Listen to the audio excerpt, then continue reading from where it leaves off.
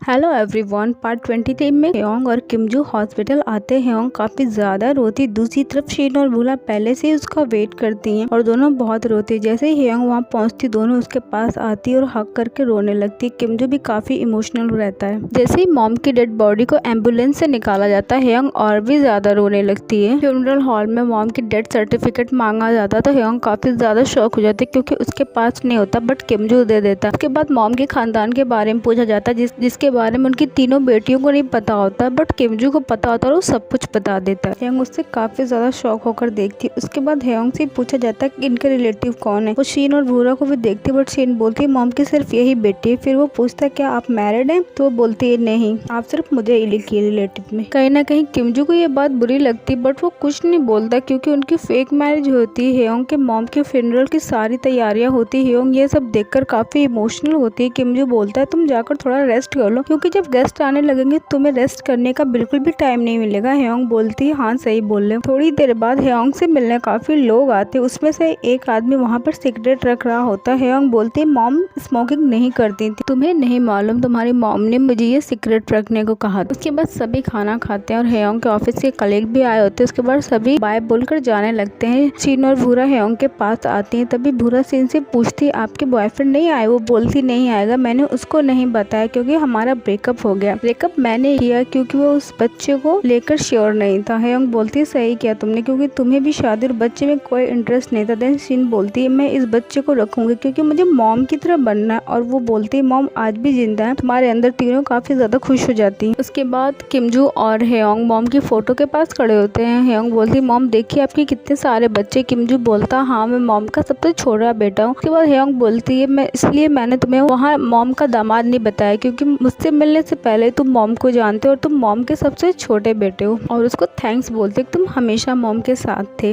किमजू भी उसे गले लगाता और बोलता आज से मैं तुमसे कोई भी राज नहीं छुपाऊंगा और हमेशा तुम्हारे साथ रहूंगा। उसके बाद हेयोंग भूरा शीन और किमजू साथ में होते हैं। हेयोंग डैड की फोटो देखकर बोलती है डैड आपके साथ यहाँ मॉम भी है, आप दोनों लड़ाई मत करना। और भूरा को भी बोलती तुम यहाँ पहली बार आई हो ना और हमेशा आती रहना। किमजू मॉम से सॉरी बोलता है प्रॉमिस तोड़ने के लिए और बोलता है मैं डियर कस्टमर का हमेशा ख्याल रखूंगा। फिर सभी देखते हैं किमजू की ग्रैंड माँ भी होती हैं जो प्लेस उनके लिए हेयोंग की मॉम ने चूज किया था। उसके बाद सभी जाने लगते हैं। किमजू हेयोंग का हाथ बहुत प्यार से पकड़ता है और बोलता है मैंने मॉम से प्रॉमिस किया मैं तुम्हारा साथ कभी नहीं छोड़ूंगा। हेयोंग बोलती है मैं नहीं चाहती कि तुम एक और प्रॉमिस निभाओ क्योंकि तुमने अपने लाइफ में सिर्फ प्रॉमिस ही निभाया। देन किमजू बोलता बट मैं तुमसे प्यार करता हूँ। देन हेयोंग बोलती तुमने हमेशा लोगों का प्रॉमिस ही पूरा, कभी अपनी ग्रैंड माँ का कभी मेरी मॉम का, बट अब मैं चाहती तुम अपनी लाइफ जियो और अपने लिए जियो। उसके फिंगर से रिंग निकाल कर लेकर चली जाती। किमजू भी रोने लग। हेयोंग शीन और भूरा तीनों कार में होती है। हेयोंग दोनों रिंग को देखती। किमजू